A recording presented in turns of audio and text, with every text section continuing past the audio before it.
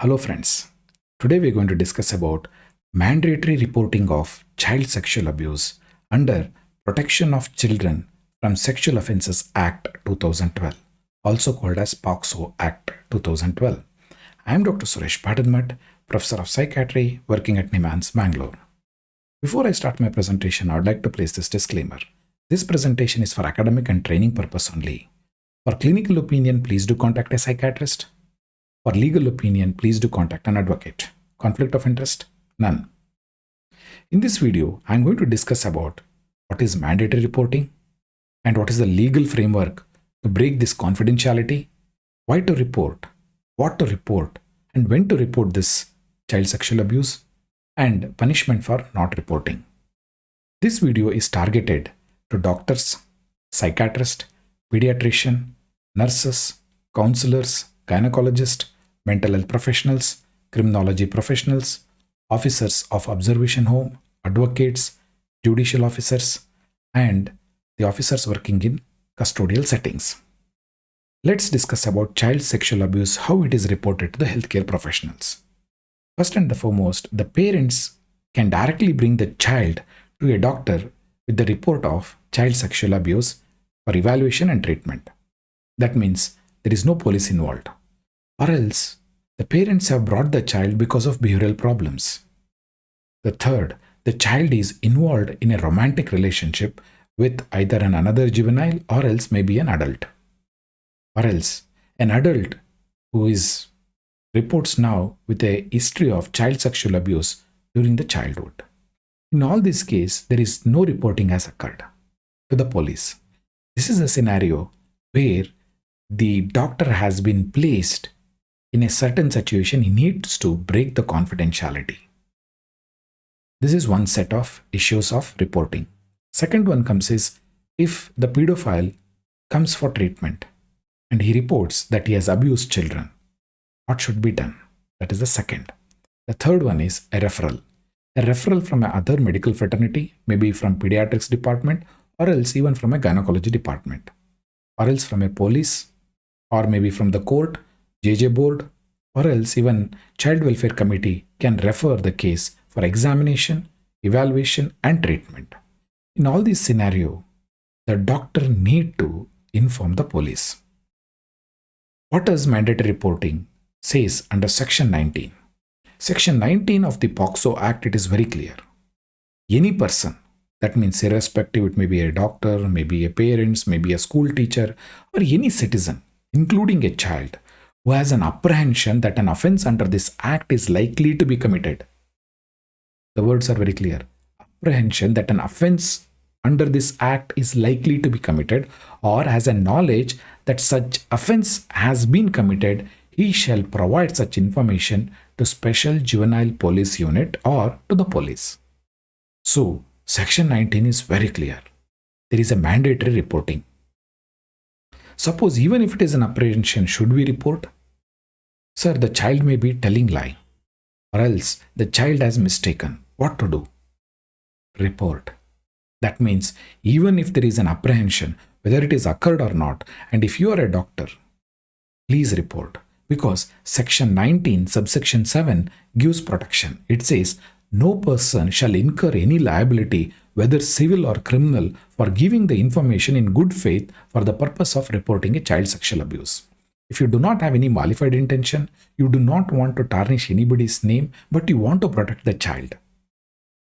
In such a scenario, you will report to the police telling that, yes, during my clinical duty or clinical responsibility or professional responsibility, when I was examining this child, the child revealed these things. Hence, I am reporting. I request you kindly to further investigate the case. So that is the information you are going to give it to the police. POCSO Act 2012 makes it clear that reporting obligation exists whether the information was acquired through a professional duties or through a confidential relationship. In either of the case, there is an obligation to report. Why mandatory reporting, sir? If you start asking the child or the parents, and if they have to report, then they will not come at all. They may not seek treatment at all. This is a possibility. But however, the drafter of the law is very clear. He says The abuser do not abuse other children. A abuser has abused this child and nobody gives complaint. He gets a guts or he becomes bold and he will abuse other children. First, to make sure the abuser is caught and he is punished.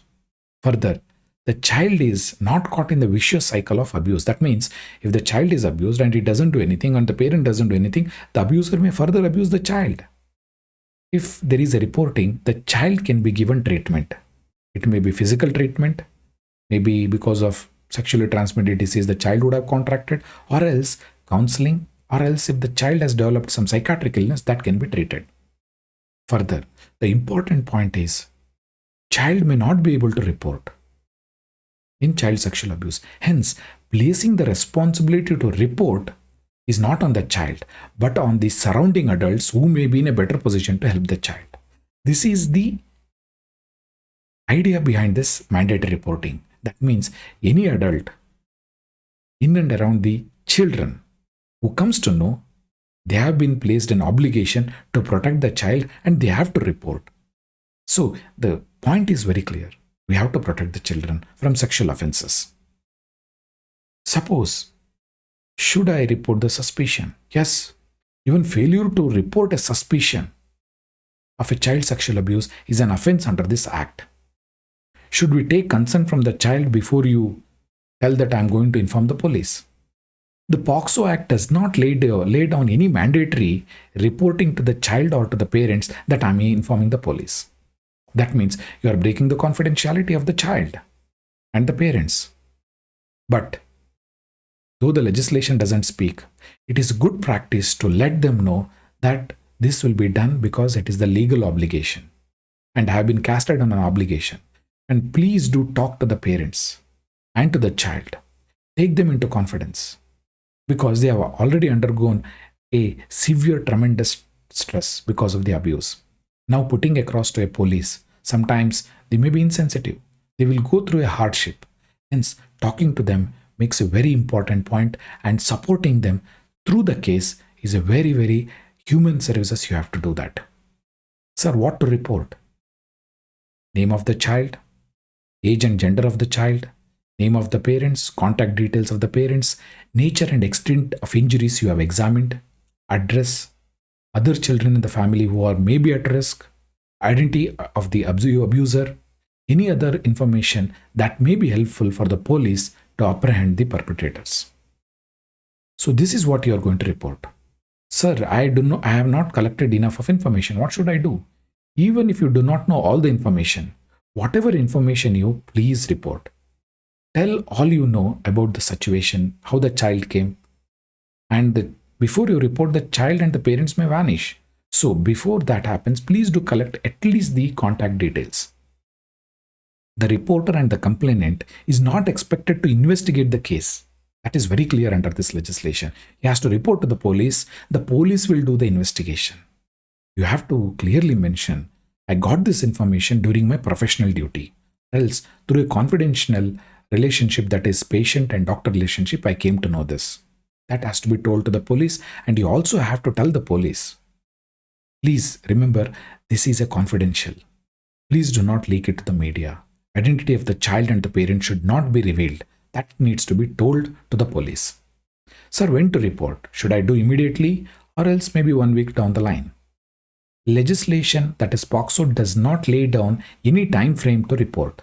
However, the timing of reporting depends upon various factors such as severity of the abuse. Imagine the child has been severely abused. Physical injuries are there. There is a need for emergency treatment. First do the treatment. Then you can report. If the abuser is a father or a family member who has access to the child needs to be protected. You need to immediately report. That means safety of the child. Further, if the abuser is a warden or maybe a principal of a school or maybe a teacher or maybe a pediatrician who has access to the children day in and day out, that means you need to protect not only this child, other children also who he has access. Further, you need to keep this in mind. The abuser is wandering at large in the society and he may attack a child any moment. Hence, you need to keep all these things in mind and need to report. At the same time, you need to prepare the family. That is very essential because the family is going through a very tough time when the child sexual abuse occurs. Taking the family together and giving a complaint is one of the important crux to win the case. What is the punishment if you don't report to the police? Section 21 of the POCSO Act is very clear. Any person who fails to report the commission of an offence shall be punished with imprisonment for either a discretion which may extend to 6 months or with fine or both. That means if you do not report child sexual abuse, there is a 6 months imprisonment with or without fine. Further, Section 21 subsection 2 clearly says any person being in charge of any company or institution who fails to report the commission of an offence in respect of a subordinate under his control shall be punished with an imprisonment for a term which may extend to 1 year with fine. That means imagine a principal of a college comes to know one of his teacher has abused the child, that is sexually abused the child, and he does not report and he knows this. Then the principal also will be booked under section 21(2) and he will be punished for 1 year. So that means it is not only the person who came to know firsthand, the person who comes to know about the information secondhand also will be considered for punishment. Suppose a false information is given to tarnish somebody's image. Section 22 of the POCSO Act clearly says it makes an offence to report a false information. When such report is made in good faith, it will not be punishable. But if it is done with a malified intention, Section 22 will be applicable. Section 22 clearly says any person who makes false complaint or provides false information against any person solely with the intention to humiliate, extort, threaten, defame him shall be punished with an imprisonment for a term which may extend to 6 months or fine or both. So that is the punishment under Section 22. Further, if the false complaint is filed by a child, no punishment shall be imposed on the child. Now let's do a small task. I invite all the viewers of this video to do a small exercise. Pause this video, go and get a notebook and a pen. Further, once you have got this pen, now you will make an exercise. Now you will file an hypothetical complaint. Resume the video now and we will see how you will react. Before this exercise is done, I apologize for this exercise. Now you have a pen and paper in your hand. Let's do this exercise. Write down I. If you are a doctor, doctor. If you are a Mr., Mr.